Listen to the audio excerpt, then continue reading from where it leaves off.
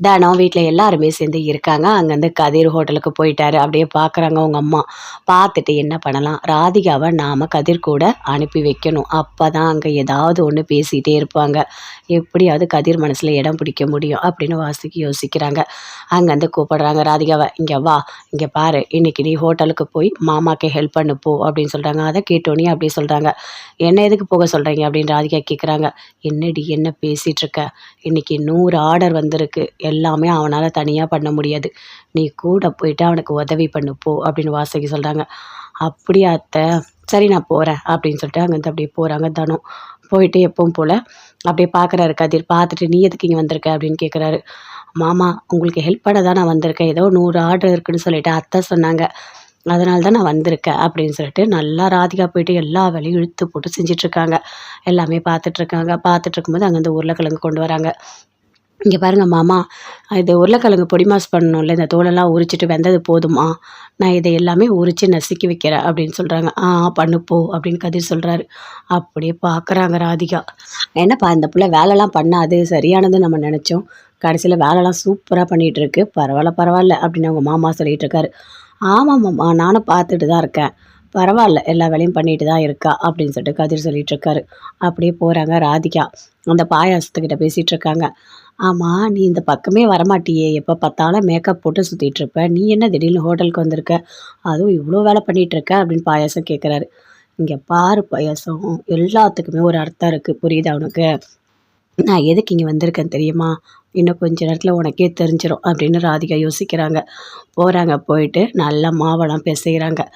மாவு பிசையும்போது முன்னாடியே ஃபோனெல்லாம் அப்படியே வச்சுடுறாங்க. வச்சுட்டு அப்படியே கண்ணுல தூசி விழுந்துச்சு, தூசி விழுந்துச்சுன்னு அப்படி கத்துறாங்க. அதுக்குள்ள கதிர் ஓடி வராரு. கண்ணுல இருக்க தூசிய அப்படியே ஊதுறாரு. "என்ன ராதிகா, வேலை செய்யும்போது கவனமா செய்ய மாட்டியா? இப்படிதான் பண்ணிட்டு இருப்பியா?" அப்படின்னு கேட்குறாரு. அத கேட்டோனே ராதிகா, "இல்ல மாமா, நான் மாவு எடுத்து பெசஞ்சா அப்ப தெரியாம என் கண்ல பட்டுடுச்சு" அப்படின்னு சொல்றாங்க. "ஓ அப்படியா? சரி பார்த்துக்கோ" அப்படின்னு சொல்லிட்டு கதிர் போறாரு. கதிரு, அந்த ராதிகா 2 பேருமே அப்படியே கண்ல ஊதுனது எல்லாத்தையுமே வீடியோ எடுத்து வச்சுக்கிட்டாங்க. "ஓ! நீ எதுக்கு வந்தன்னு எனக்கு நல்லாவே தெரிஞ்சிடுச்சு" அப்படின்னு பாயாசம் சொல்றாரு. "இதுக்கு தான் வந்தேன். மாமா கூட அப்படியே நெருங்கி ஃபோட்டோ எடுத்து அத அப்படியே அந்த தனத்துக்கு அனுப்பணும். அவ அப்படியே வயிறு எரிஞ்சு சாகணும்" அப்படின்னு ராதிகா சொல்றாங்க. "அப்படியா? சரி, சரி" அப்படின்னு பாயாசம் சொல்றாரு. அந்த ஃபோட்டோவ அந்த வீடியோவோட அப்படியே தனத்துக்கு அனுப்புறாங்க. தனம் எப்பவும் போல ஆட்டோ ஓட்டிட்டே வராங்க. வந்த உடனே அந்த வீடியோ வருது. அப்படியே பார்க்குறாங்க. பார்த்த உடனே அப்படியே டென்ஷன் ஆகுறாங்க. என்ன இப்படி வீடியோ வருது அப்படின்னு சொல்லிட்டு. அப்படியே கண்ணுல இருக்க அந்த தூசி எடுக்குறாரு. அப்படியே வீடியோவா அனுப்பியிருக்காங்க. "ஆ பார்த்துட்டா, பார்த்துட்டா" அப்படின்னு சொல்லிட்டு அப்படியே ராதிகா சந்தோஷமா பார்த்துட்ருக்காங்க ஃபோன. அப்படியே பார்த்துட்டே வராங்க. ரொம்ப ஒரு மாரி குழப்பமா வராங்க. என்ன இவரு இப்படிலாம் பண்ணிட்டு இருக்காரு? ராதிகா கூட இவ்வளோ நெருக்கமா இருக்காரு அப்படின்னு சொல்லிட்டு அப்படியே ரொம்ப டென்ஷனா இருக்காங்க தனம். அப்படியே ரோட்ல வண்டி ஓட்டிட்டே வராங்க. வண்டி ஓட்டிட்டே வரும்போது ஒரு பைக் நடுவுல வருது. அப்படி இடிக்கிறாங்க. இடிச்சிட்ட உடனே வண்டி அப்படியே கவுந்து அப்படியே போய் விழுறாங்க. அடிபட்டுடுது. அதுக்குள்ள ஆம்புலன்ஸ் வந்து தனத்த கூட்டிட்டு போறாங்க. எப்பவும் போல கதிர் ஹோட்டல்ல ஒர்க் பண்ணிட்டே இருக்காரு. ஒர்க் பண்ணிட்டே இருக்கும்போது ஃபோன் பண்ணிட்டே இருக்காங்க. ருக்மணி யோசிக்கிறாங்க, "என்ன இது இத்தன வாட்டி ஃபோன் பண்ணிட்டே இருக்கோம். ஆனா எடுக்கவே இல்லையே" அப்படின்னு அப்படியே டென்ஷன் ஆகுறாங்க. சரி நம்ம கடைக்கு போலாம் அப்படின்னு அங்க அந்த கதிர் கடைக்கு வராங்க. வந்து நடந்ததெல்லாம் சொல்றாங்க. "தனத்த பார்த்தியாப்பா? நான் ஃபோன் பண்றேன் எடுக்கவே இல்ல. ஆனா அவ எடுக்காம இருக்க மாட்டா. என்ன நடந்ததுன்னு தெரியல. எனக்கு டென்ஷனா இருக்கு" அப்படின்னு ருக்மணி சொல்றாங்க. "என்ன அத்த சொல்றீங்க? அப்படியா? சரி வாங்க. நம்ம அப்படி வெளிய போய் பார்க்கலாம். எங்கேயாவது இருக்காங்களா?" அப்படின்னு சொல்லிட்டு அப்படியே போறாங்க. பார்த்தா வண்டி அப்படியே கவுந்து கிடக்கு. ஓடி வராங்க. கதிரு, ருக்மணி 2 பேருமே ஓடி வந்து பார்க்குறாங்க. ரத்தம்லாம் இருக்கு. அப்படியே தொட்டு பார்க்குறாங்க. "ஐயோ! தனத்துக்கு என்னாச்சுன்னு தெரியலையே" அப்படின்னு கதிர் அப்படியே கத்துறாரு. ஆம்புலன்ஸுக்கு தூக்கிட்டு போயிட்டாங்கன்னு சொல்றாங்க. அங்கேருந்து போறாங்க. போயிட்டு ஒரு ஹாஸ்பிட்டலா கேட்குறாங்க. "இங்க தனன்றவங்க அட்மிட் ஆனாங்களா?" அப்படின்னு சொல்லிட்டு, "யாரும் இல்லங்க, யாரும் இல்லங்கன்னு" சொல்றாங்க. அப்படியே கதிர் பயங்கரமா டென்ஷன் ஆகுறாரு. அழறாரு, அழறாரு. பயங்கரமா அழறாரு. தேம்பி தேம்பி அழுதுட்டு இருக்காரு. "நம்ம போய் பார்க்கலாம். இன்னும் நெறைய இடத்துல பார்க்கலாம்" அப்படின்னு சொல்லிட்டு எல்லா இடத்துலயுமே சேர்ந்து விசாரிச்சுட்டு இருக்காரு. அங்க ஒரு இடத்துல தனம் இருக்காங்க. பார்த்த உடனே "என்னாச்சு?" அப்படின்னு எல்லாத்தையும் கேட்குறாங்க. "இல்ல அவங்களுக்கு தலையில பலமா அடிபட்டுருக்கு. அவங்களுக்கு வந்துட்டு கொஞ்சம் பிளட் எல்லாம் வேணும்" அப்படின்னு சொல்றாங்க. "எது வேணா நான் செய்யறேன். என்னோட தனத்த எப்படியாவது காப்பாத்துங்க" அப்படின்னு கதிர் சொல்றாரு. ருக்மிணி பயங்கரமா அழறாங்க. "ஐயோ கடவுளே! தனம் உனக்கு ஆயிடுச்சு எப்படி?" அப்படின்னு சொல்லிட்டு பயங்கரமா அழுதுட்டு இருக்காங்க. "அத்தை, தனத்துக்கு எதுவுமே ஆகாது. தனம் நல்லபடியா வருவா. நான் சொல்றத கேளுங்க" அப்படின்னு கதிர் சொல்றாரு. "இங்க கொஞ்சம் சீரியஸ் தான்" அப்படின்னு சொல்லிட்டு தனத்த சொல்றாங்க. அப்படியே 2 பேருமே சேர்ந்து பயங்கரமா ஃபீல் பண்றாங்க. தனத்த எப்படியாவது காப்பாத்தணும் அப்படின்னு சொல்லிட்டு கதிர் பயங்கரமா அங்க துடிச்சிட்டு இருக்காரு. ராதிகா சந்தோஷமா இருக்காங்க வீட்ல. அப்போ வாசுகி கேட்குறாங்க, "என்ன நீ கதிர்க்கு போய் ஏதாவது உதவி பண்ணியா?" அப்படின்னு சொல்லிட்டு. அதெல்லாம் நல்லா தான் அத்தை பண்ணேன்" அப்படின்னு சொல்லிட்டு ராதிகா சொல்றாங்க. இங்கே பாரு அப்படி தான் நீ பண்ணணும் புரியுதா? அப்போ தான் கதிருக்கு உன் மேலே ஒரு அன்பு வரும். அவனுக்கும் என்னால் கல்யாணம் பண்ணி வைக்க முடியும் புரியுதா? அப்படின்னு சொல்கிறாங்க வாசுகி. ஆ அதெல்லாம் நல்லபடியாக நடக்கும் அத்தை அப்படின்னு அப்படியே ராதிகா போகிறாங்க. உள்ளே போய் சந்தோஷமாக சிரிக்கிறாங்க. நானும் மாமாவும் நெருங்கி எடுத்த ஃபோட்டோவை அந்த தனத்துக்கு அனுப்பியிருக்கேன். அந்த தனம் வயித்தெரிச்சல்லையே அப்படியே பயங்கரமாக டென்ஷனாவா, இதுதான் எனக்கு வேணும். என்னோட மாமா எனக்கு தான். நான் சின்ன வயசுல பார்த்து பார்த்து இவரை தான் கல்யாணம் பண்ணிக்க போகிறேன்னு நான் இருக்கேன். இவன் நடனா ஓவராக பேசிகிட்டு இருக்கா. நான் வந்து ஒரு மாப்பிள்ளையை பார்த்து கல்யாணம் பண்ணிட்டு போகணுமா? எதுக்காக போகணும்? அதெல்லாம் என்னால் போக முடியாது. என்னோட கதிர் மாமா தான் எனக்கு அப்படின்னு சொல்லிட்டு அப்படி சந்தோஷமாக இருக்காங்க. ஷாலினி அப்படியே வீட்டில் இருக்காங்க. வாசுகி அப்படியே பார்க்குறாங்க. பார்த்துட்டு ஏய் என்ன ஒரு வேலை கூட வீட்டில் செய்யவே மாட்டியா? எல்லா வேலையும் அப்படியே கிடக்குது. உங்கள் வீடு தானே அப்படி தானே சொல்லிட்டு இருக்கீங்க எப்போ பார்த்தாலும். ஒழுங்காக வேலையெல்லாம் செஞ்சுட்டு சாப்பிடுங்க. அப்போ தான் இந்த வீட்டுக்கு ஒரு வேலைக்காரி வைக்கிற செலவாது குறையும் அப்படின்னு சொல்கிறாங்க. ஷாலினி ரொம்ப வருத்தப்படுறாங்க. என்ன இப்படிலாம் பேசுகிறாங்க அப்படின்னு சொல்லிட்டு. இது அண்ணியோட வீடு தானே, நாம் நல்லா இருக்கலான்னு தானே வந்தோம். கடைசியில் அவங்கவுங்க வாய்க்கு வந்து அப்படி பேசிகிட்டு இருக்காங்க. கேட்கவே ரொம்ப கஷ்டமாக இருக்குது அப்படின்னு சொல்லிட்டு ரொம்ப ஃபீல் பண்ணுறாங்க. அப்போது மறுபடியும் வாசுகி வராங்க. என்ன ரொம்ப வருத்தப்பட்டுட்டு இருக்கியா? ஓவரெல்லாம் பண்ணிகிட்டு இருக்காத சரியா? ஒழுங்காக வேலையெல்லாம் போய் பாரு. இந்த வேலை பண்ணணும் அந்த வேலை பண்ணணும் எல்லாமே ஆர்டர் போட்டுட்ருக்காங்க. இதை பார்த்து ராதிகா அப்படி சிரிக்கிறாங்க. ஷாலினி எதுவுமே பேசவே இல்லை. அப்படியே அமைதியாக இருக்காங்க. ஆமாம் ஆமாம் அத்தை சொன்ன வேலையெல்லாம் கரெக்டாக பண்ணிவிடு சரியா? இல்லைனா அவ்வளோதான் அவங்களுக்கு ரொம்ப கோவம் வரும் அப்படின்னு சொல்கிறாங்க. இல்லை இல்லை எல்லா வேலையும் நான் பார்த்துக்கிறேன் அப்படின்னு ஷாலினி போய்ட்டு எல்லா வேலையும் செஞ்சிட்ருக்காங்க. தினம் வீட்டில் எல்லாருமே சேர்ந்து இருக்காங்க. அங்கேருந்து கதிர் ஹோட்டலுக்கு போயிட்டாரு. அப்படியே பார்க்குறாங்க அவங்க அம்மா. பார்த்துட்டு என்ன பண்ணலாம், ராதிகாவை நாம் கதிர் கூட அனுப்பி வைக்கணும். அப்போ தான் அங்கே ஏதாவது ஒன்று பேசிகிட்டே இருப்பாங்க.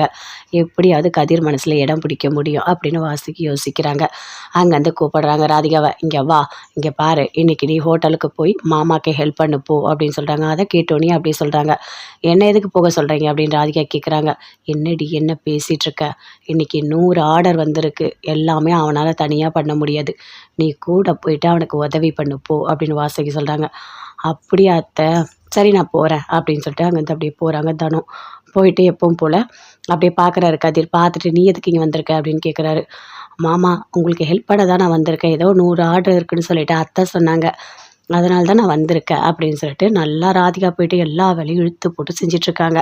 எல்லாமே பார்த்துட்ருக்காங்க. பார்த்துட்ருக்கும்போது அங்கேருந்து உருளைக்கிழங்கு கொண்டு வராங்க. இங்கே பாருங்கள் மாமா, இது உருளைக்கிழங்கு பொடி மாஸ் பண்ணணும்ல, இந்த தோலெல்லாம் உரிச்சிட்டு வெந்தது போதுமா? நான் இதை எல்லாமே உரித்து நசுக்கி வைக்கிறேன் அப்படின்னு சொல்கிறாங்க. பண்ணு போ அப்படின்னு கதிர் சொல்கிறாரு. அப்படியே பார்க்குறாங்க ராதிகா. என்னப்பா இந்த பிள்ளை வேலைலாம் பண்ணாது சரியானது நம்ம நினச்சோம், கடைசியில் வேலைலாம் சூப்பராக பண்ணிகிட்ருக்கு, பரவாயில்ல பரவாயில்ல அப்படின்னு அவங்க மாமா சொல்லிகிட்டு இருக்காரு. ஆமாம் மாமா நானும் பார்த்துட்டு தான் இருக்கேன், பரவாயில்ல எல்லா வேலையும் பண்ணிட்டு தான் இருக்கா அப்படின்னு சொல்லிட்டு கதிர் சொல்லிகிட்ருக்காரு. அப்படியே போகிறாங்க ராதிகா. அந்த பாயாசத்துக்கிட்ட பேசிகிட்டு இருக்காங்க. ஆமாம் நீ இந்த பக்கமே வரமாட்டியே, எப்போ பார்த்தாலும் மேக்கப் போட்டு சுற்றிட்டுருப்ப, நீ என்ன திடீர்னு ஹோட்டலுக்கு வந்திருக்க, அதுவும் இவ்வளோ வேலை பண்ணிகிட்ருக்க அப்படின்னு பாயாசம் கேட்குறாரு. இங்கே பாரு பாயாசம், எல்லாத்துக்குமே ஒரு அர்த்தம் இருக்குது புரியுதா உனக்கு? நான் எதுக்கு இங்கே வந்திருக்கேன் தெரியுமா? இன்னும் கொஞ்ச நேரத்தில் உனக்கே தெரிஞ்சிடும் அப்படின்னு ராதிகா யோசிக்கிறாங்க. போகிறாங்க. போயிட்டு நல்லா மாவெல்லாம் பிசைகிறாங்க. மாவு பிசையும் போது முன்னாடியே ஃபோனெல்லாம் அப்படியே வச்சிடுறாங்க. வச்சுட்டு அப்படியே கண்ணில் தூசி விழுந்துச்சுன்னு அப்படி கத்துறாங்க. அதுக்குள்ளே கதிர் ஓடி வராரு. கண்ணில் இருக்க தூசி அப்படியே ஊதுறாரு. என்ன ராதிகா வேலை செய்யும் போது கவனமாக செய்ய மாட்டியா, இப்படி தான் பண்ணிகிட்ருப்பியா அப்படின்னு கேட்குறாரு. அதை கேட்டோடனே ராதிகா, இல்லை மாமா நான் மாவு எடுத்து பிசைஞ்சா அப்போ தெரியாமல் என் கண்ணில் பட்டுடுச்சு அப்படின்னு சொல்கிறாங்க. ஓ அப்படியா, சரி பார்த்துக்கோ அப்படின்னு சொல்லிட்டு கதிர் போகிறாரு. கதிர் அந்த ராதிகா 2 பேருமே அப்படியே கண்ணில் ஊதுனது எல்லாத்தையுமே வீடியோ எடுத்து வச்சுக்கிட்டாங்க. ஓ நீ எதுக்கு வந்தேன்னு எனக்கு நல்லாவே தெரிஞ்சிடுச்சு அப்படின்னு பாயாசம் சொல்கிறாரு. இதுக்கு தான் வந்தேன், மாமா கூட அப்படியே நெருங்கி ஃபோட்டோ எடுத்து அதை அப்படியே அந்த தனத்துக்கு அனுப்பணும், அவள் அப்படியே வயிறு எரிஞ்சு சாகணும் அப்படின்னு ராதிகா சொல்கிறாங்க. அப்படியா, சரி சரி அப்படின்னு பாயாசம் சொல்கிறாரு. அந்த ஃபோட்டோவை அந்த வீடியோவோட அப்படியே தனத்துக்கு அனுப்புகிறாங்க. தனம் எப்பவும் போல் ஆட்டோ ஓட்டிகிட்டே வராங்க. வந்த உடனே அந்த வீடியோ வருது. அப்படியே பார்க்குறாங்க. பார்த்த உடனே அப்படியே டென்ஷன் ஆகுறாங்க. என்ன இப்படி வீடியோ வருது அப்படின்னு சொல்லிட்டு அப்படியே கண்ணில் இருக்க அந்த தூசி எடுக்கிறாரு. அப்படியே வீடியோவாக அனுப்பியிருக்காங்க. பார்த்துட்டா அப்படின்னு சொல்லிட்டு அப்படியே ராதிகா சந்தோஷமாக பார்த்துட்ருக்காங்க ஃபோனை. அப்படியே பார்த்துட்டே வராங்க. ரொம்ப ஒரு மாதிரி குழப்பமாக வராங்க. என்ன இவர் இப்படிலாம் பண்ணிகிட்டு இருக்காரு, ராதிகா கூட இவ்வளோ நெருக்கமாக இருக்காரு அப்படின்னு சொல்லிட்டு அப்படியே ரொம்ப டென்ஷனாக இருக்காங்க தானோ. அப்படியே ரோட்டில் வண்டி ஓட்டிகிட்டே வராங்க. வண்டி ஓட்டிகிட்டே வரும்போது ஒரு பைக் நடுவில் வருது. அப்படி இடிக்கிறாங்க. இடிச்சிட்டோடனே வண்டி அப்படியே கவுந்து அப்படியே போய் விழுறாங்க. அடிபட்டுடுது. அதுக்குள்ளே ஆம்புலன்ஸ் வந்து தனத்தை கூட்டிகிட்டு போகிறாங்க. எப்பவும் போல் கதிர் ஹோட்டலில் ஒர்க் பண்ணிகிட்டே இருக்காரு. ஒர்க் பண்ணிகிட்டே இருக்கும்போது ஃபோன் பண்ணிகிட்டே இருக்காங்க. ருக்மணி யோசிக்கிறாங்க, என்ன இது இத்தனை வாட்டி ஃபோன் பண்ணிகிட்டே இருக்கோம் ஆனால் எடுக்கவே இல்லையே அப்படின்னு அப்படியே டென்ஷன் ஆகுறாங்க. சரி நம்ம கடைக்கு போகலாம் அப்படின்னு அங்கே அந்த கதிர் கடைக்கு வராங்க. வந்து நடந்ததெல்லாம் சொல்கிறாங்க. அந்த அனத்தை பார்த்தியாப்பா, நான் ஃபோன் பண்ணுறேன் எடுக்கவே இல்லை, ஆனால் அவள் எடுக்காமல் இருக்க மாட்டா, என்ன நடந்ததுன்னு தெரியல, எனக்கு டென்ஷனாக இருக்குது அப்படின்னு ருக்மணி சொல்கிறாங்க. என்னத்த சொல்கிறீங்க, அப்படியா, சரி வாங்க நம்ம அப்படி வெளியே போய் பார்க்கலாம் எங்கேயாவது இருக்காங்களா அப்படின்னு சொல்லிட்டு அப்படியே போகிறாங்க. பார்த்தா வண்டி அப்படியே கவுந்து கிடக்க ஓடி வராங்க. கதிர் ருக்மணி 2 பேருமே ஓடி வந்து பார்க்குறாங்க. ரத்தம்லாம் இருக்குது. அப்படியே தொட்டு பார்க்குறாங்க. ஐயோ தனத்துக்கு என்னாச்சுன்னு தெரியல அப்படின்னு கதிர் அப்படியே கத்துறாரு. ஆம்புலன்ஸுக்கு தூக்கிட்டு போயிட்டாங்கன்னு சொல்லிட்டாங்க. அங்கேருந்து போகிறாங்க. போயிட்டு ஒரு ஹாஸ்பிட்டலாக கேட்குறாங்க, இங்கே தனன்றவங்க அட்மிட் ஆனாங்களா அப்படின்னு சொல்லிட்டு யாரும் இல்லைங்கன்னு சொல்கிறாங்க. அப்படியே கதிர் பயங்கரமாக டென்ஷன் ஆகுறாரு. அழறாரு பயங்கரமாக அழறாரு. தேம்பி தேம்பி அழுதுட்ருக்காரு. நம்ம போய் பார்க்கலாம், இன்னும் நிறைய இடத்துல பார்க்கலாம் அப்படின்னு சொல்லிட்டு எல்லா இடத்துலையுமே சேர்ந்து விசாரிச்சிட்ருக்காரு.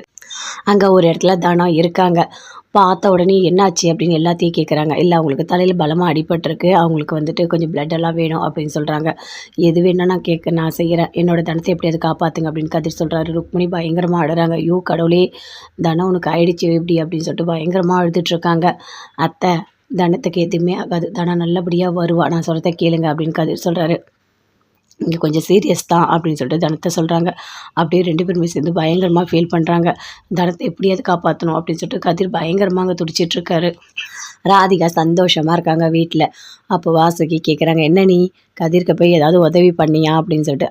அதெல்லாம் நல்லா தான் அத்தை பண்ணேன் அப்படின்னு சொல்லிட்டு ராதிகா சொல்கிறாங்க. இங்கே பாரு, அப்படி தான் நீ பண்ணணும் புரியுதா, அப்போ தான் கதிருக்கு உன் மேலே ஒரு அன்பு வரும், அவனுக்கும் என்னால் கல்யாணம் பண்ணி வைக்க முடியும் புரியுதா அப்படின்னு சொல்கிறாங்க வாசுகி. அதெல்லாம் நல்லபடியாக நடக்கும் அத்தை அப்படின்னு அப்படியே ராதிகா போகிறாங்க. உள்ளே போய் சந்தோஷமாக சிரிக்கிறாங்க. நானும் மாமாவும் நெருங்கி எடுத்த ஃபோட்டோவை அந்த தனத்துக்கு அனுப்பியிருக்கேன். அந்த தனம் வைத்தறிச்சல்லையே அப்படியே பயங்கரமாக டென்ஷனாவா, இதுதான் எனக்கு வேணும், என்னோட மாமா எனக்கு தான், நான் சின்ன வயசில் பார்த்து இவரை தான் கல்யாணம் பண்ணிக்க போகிறேன்னு நான் இருக்கேன், இவன் நடனா ஓவராக பேசிகிட்டு இருக்கா, நான் வந்து ஒரு மாப்பிள்ளையை பார்த்து கல்யாணம் பண்ணிட்டு போகணுமா, எதுக்காக போகணும், அதெல்லாம் என்னால் போக முடியாது, என்னோட கதிர் மாமா தான் எனக்கு அப்படின்னு சொல்லிட்டு அப்படி சந்தோஷமாக இருக்காங்க. ஷாலினி அப்படியே வீட்டில் இருக்காங்க. வாசுகி அப்படியே பார்க்குறாங்க. பார்த்துட்டு, ஏய் என்ன ஒரு வேலை கூட வீட்டில் செய்யவே மாட்டியா, எல்லா வேலையும் அப்படியே கிடக்குது, உங்கள் வீடு தானே அப்படி தானே சொல்லிகிட்டு இருக்கீங்க எப்போ பார்த்தாலும், ஒழுங்காக வேலையெல்லாம் செஞ்சுட்டு சாப்பிடுங்க, அப்போ தான் இந்த வீட்டுக்கு ஒரு வேலைக்காரி வைக்கிற செலவாது குறையும் அப்படின்னு சொல்கிறாங்க. ஷாலினி ரொம்ப வருத்தப்படுறாங்க. என்ன இப்படிலாம் பேசுகிறாங்க அப்படின்னு சொல்லிட்டு. இது அண்ணியோட வீடு தானே, நாம் நல்லா இருக்கலான்னு தானே வந்தோம், கடைசியில் அவங்கவுங்க வாய்க்கு வந்து அப்படி பேசிகிட்டு இருக்காங்க, கேட்கவே ரொம்ப கஷ்டமாக இருக்குது அப்படின்னு சொல்லிட்டு ரொம்ப ஃபீல் பண்ணுறாங்க. அப்போது மறுபடியும் வாசுகி வராங்க. என்ன ரொம்ப வருத்தப்பட்டுட்டு இருக்கியா, ஓவரெல்லாம் பண்ணிகிட்டு இருக்காத சரியா, ஒழுங்காக வேலையெல்லாம் போய் பாரு, இந்த வேலை பண்ணணும் அந்த வேலை பண்ணணும் எல்லாமே ஆர்டர் போட்டுட்ருக்காங்க. இதை பார்த்து ராதிகா அப்படி சிரிக்கிறாங்க. ஷாலினி எதுவுமே பேசவே இல்லை, அப்படியே அமைதியாக இருக்காங்க. ஆமாம் அத்தை சொன்ன வேலையெல்லாம் கரெக்டாக பண்ணிவிடு சரியா, இல்லைனா அவ்வளோதான் அவங்களுக்கு ரொம்ப கோவம் வரும் அப்படின்னு சொல்கிறாங்க. இல்லை எல்லா வேலையும் நான் பார்த்துக்கிறேன் அப்படின்னு ஷாலினி போய்ட்டு எல்லா வேலையும் செஞ்சிட்ருக்காங்க.